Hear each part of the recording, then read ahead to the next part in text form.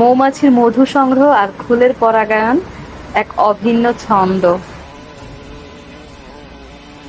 Dragon ফুলের পাপড়ি হালকা বাতাসে দুলছে, একটি মৌমাছি ধীরে ধীরে এসে বসলো ফুলের মাঝখানে।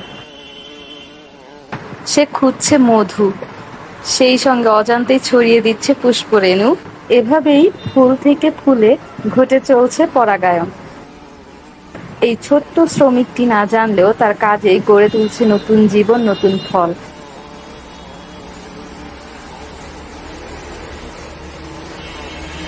এই গাছটি আমার ড্রাগন ফলের, ফুলে এবং মধু সংগ্রহ করছে মৌমাছি। আমার দেখতে বেশ ভালো লাগছে, তাই বিষয়টি শেয়ার করা।